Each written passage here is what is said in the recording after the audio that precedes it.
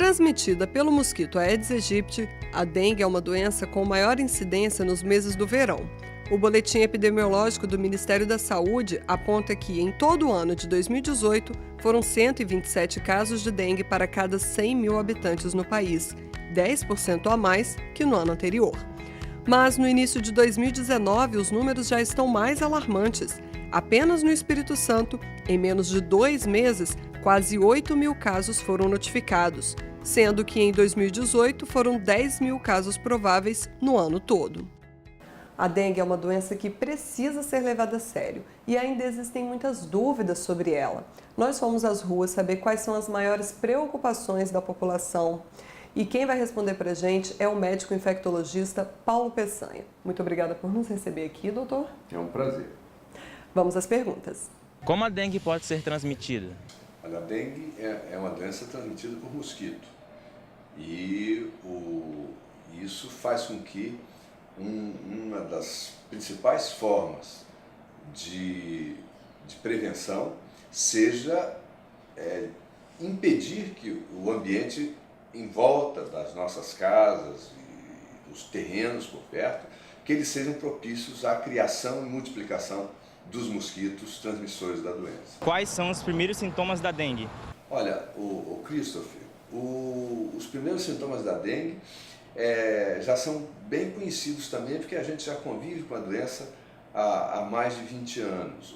As pessoas começam sentindo dor de cabeça forte muitas vezes, febre alta, dor no corpo e, dependendo da intensidade da doença, vai ter também muita prostração e fraqueza e falta de disposição para as atividades do dia a dia. Esses são os sintomas principais. Alguns dias depois do início da doença, as pessoas podem apresentar também manchas pelo corpo. O exantema pode aparecer e fazer a composição completa do quadro da dengue. Nessa época de verão, nessa época do ano, é muito importante que pessoas que apresentem febre alta, dor de cabeça e prostração, que se preocupem com a possibilidade de dengue e procurem assistência médica. Quanto tempo demora para o sintoma começar a aparecer? A incubação da dengue é de 7 a 14 dias, às vezes menos um pouco. Então, é um período de incubação relativamente curto e na maioria das vezes não dá para a gente precisar esse momento. Uma coisa curiosa é que o mosquito da dengue, o Aedes aegypti, nós não sentimos a picada dele. É diferente, a picada de pernilongo a gente sente e bate e afasta o pernilongo. E muitas pessoas acham, o mosquito da dengue me picou tal dia. Não dá para a gente saber porque a picada do Aedes aegypti nós não sentimos o momento. Uma outra coisa é que o Aedes aegypti ele pica durante o dia, diferente do pernilongo que pica à noitinha, na entrada da noite. Então, o mosquito da dengue, o Aedes aegypti, é de hábitos diurnos e a picada ela não traz sensibilidade, não dá para a gente saber o momento. Mas a doença é de período de incubação curto e uma coisa que acontece, que é interessante, é que às vezes mais de uma pessoa na família ou no mesmo bairro, na mesma rua, podem apresentar a doença ao mesmo tempo pelos focos da doença, do inseto, sendo compartilhado na mesma casa ou nos arredores. Como saber se eu estou desenvolvendo a forma grave da doença? A dengue grave, ela tem aquilo que nós chamamos de sinais de alerta, né? O paciente apresenta aqueles sintomas iniciais de febre alta, dor de cabeça, dor no corpo e prostração, mas junto com isso, por exemplo, se a pessoa começa a ter tonteira quando levanta, isso reflete que a pressão está baixa, ele está tendo hipotensão arterial. Então, hipotensão, tonteira, fraqueza e prostração, isso é sinal de dengue grave. Dor abdominal muito forte, enjoo, vômito e diarreia às vezes, mas muito vômito e que a pessoa não consegue controlar junto com dor abdominal. Isso também é sinal de dengue grave.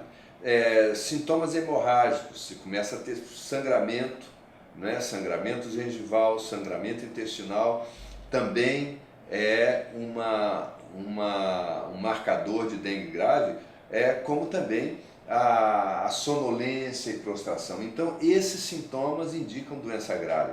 Eu costumo alertar os pacientes que a dengue é uma doença traiçoeira e às vezes as pessoas começam a ter os sintomas de dor no corpo, febre, prostração e acham que o problema é mais simples e de repente complica.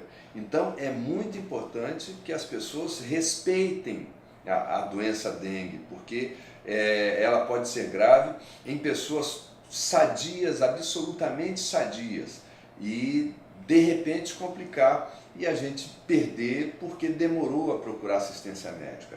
Lógico que os extremos de idade, as crianças pequenas, as pessoas idosas são mais sensíveis às complicações, mas muitas pessoas jovens têm dengue e às vezes demoram a procurar assistência médica e é nessas circunstâncias, se vem dengue grave, que essas pessoas acabam correndo risco de vida. O que fazer se eu estiver com sintoma da dengue? Olha, hoje nossas unidades de saúde, hospitais e emergências têm equipes que reconhecem os quadros de dengue com relativa facilidade, os exames estão disponíveis, o exame inicial é um hemograma que a gente consegue fazer nas diversas unidades de saúde, tanto na cidade, na Grande Vitória, como no interior, e pode-se chegar ao diagnóstico, o diagnóstico específico também não tem dificuldade. Então, no exame de sangue a gente consegue saber da dengue, se a pessoa está com dengue e se está com a forma mais grave ou menos grave. Agora, para fazer o exame, a pessoa precisa procurar uma unidade de saúde, precisa procurar os cuidados médicos. Mas eu chamo a atenção que deve se procurar o mais precocemente possível. É essa busca pela assistência médica precoce, cedo, que vai determinar os casos que vão evoluir para o lado bom, né, com recuperação completa, ou para o lado mais complicado. Na verdade, dengue é uma doença de uma semana, né, na maioria das vezes. Então, em uma semana ela se resolve e não deixa sequela. Agora, se as pessoas não procuram a assistência no momento correto, as complicações podem vir e entre essas complicações até a morte pode acontecer. E todos os anos acontecem os casos de óbito por dengue. E nesse ano nós estamos tendo mais casos, né? Esse verão está um verão muito quente, com períodos de chuva, e acaba coletando coleções de água em volta de casa, e com isso aumenta a chance de dengue. Tem vírus da dengue circulando, especialmente o sorotipo 2, que dá a doença mais grave, e nós devemos ter os cuidados ainda mais rigorosos nesse verão que nós estamos atravessando. Existe algum remédio para prevenir a dengue? Olha, não tem um antiviral, né? A dengue é provocada transmitida pelo Aedes aegypti, mosquito, mas a doença é o dengue vírus, dengue sorotipo 1, 2, 3, 4. Nós não temos um remédio para esse vírus, um remédio que combata o vírus ainda.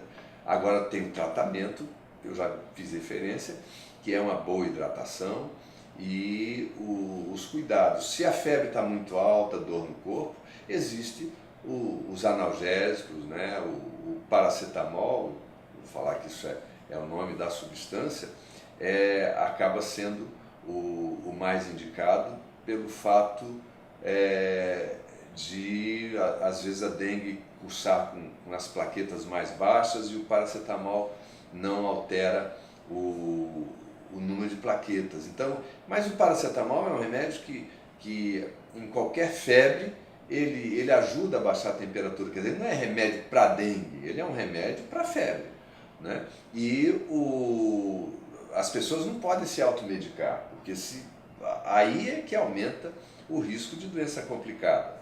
Então, é muito importante que o paciente seja visto por uma equipe de saúde para fazer a reposição de líquido, a hidratação na quantidade adequada e na forma adequada. Às vezes a hidratação pode ser oral, às vezes precisa que seja venosa. Então isso é a equipe de saúde que vai decidir. E é preciso que a pessoa procure uma unidade de saúde, os pais com as crianças doentes levem para o hospital, os adultos que tenham pessoas idosas doentes levem no hospital e as pessoas com idade que podem buscar elas próprias a assistência médica não podem retardar a possibilidade de diagnóstico e tratamento. O repelente é suficiente para evitar a dengue? Olha, os repelentes ajudam, né? Os repelentes ajudam. Para as crianças menores, os cortinados ajudam, né? Protegendo. Então a proteção física ajuda. Mas o problema dos repelentes é que eles têm uma proteção limitada. As horas que eles protegem, o número de horas é limitado. Nesse período que a gente vai para a praia e toma banho de mar, o repelente também ele é lavado quando a gente entra na água. Então, isso acaba limitando a proteção e as pessoas usam o filtro solar. Então, passa o repelente, passa o filtro solar e aí acaba que a proteção diminui. Os repelentes ajudam, mas se a gente quiser evitar de fato a doença, é mais importante que a gente evite os focos de mosquito. Isso vai ser mais seguro. Muito esclarecedor o senhor foi, respondeu todas as perguntas, muita clareza, acredito que deu para todo mundo entender em casa. Obrigada por ter reafirmado para as pessoas lembrarem de cuidar da casa, né? Da casa e do entorno para a gente combater o mosquito. Né? Olha, foi um prazer participar da entrevista do programa e para nós, médicos, infectologistas, a importância de se estar falando e discutindo essas doenças é que exista adesão aos cuidados, especialmente aos cuidados de prevenção. E que as pessoas fiquem atentas para procurarem atenção médica precocemente, porque com isso nós vamos ter resultados melhores no enfrentamento da epidemia e nos cuidados com a doença. Eu que agradeço a oportunidade. Repito então, nosso agradecimento ao Dr. Paulo Peçanha, que respondeu para a gente as dúvidas e os questionamentos sobre a doença dengue. Você que está em casa, não se esqueça, um mosquito pode prejudicar várias vidas, então faça a sua parte. Até o próximo Utilidade Pública.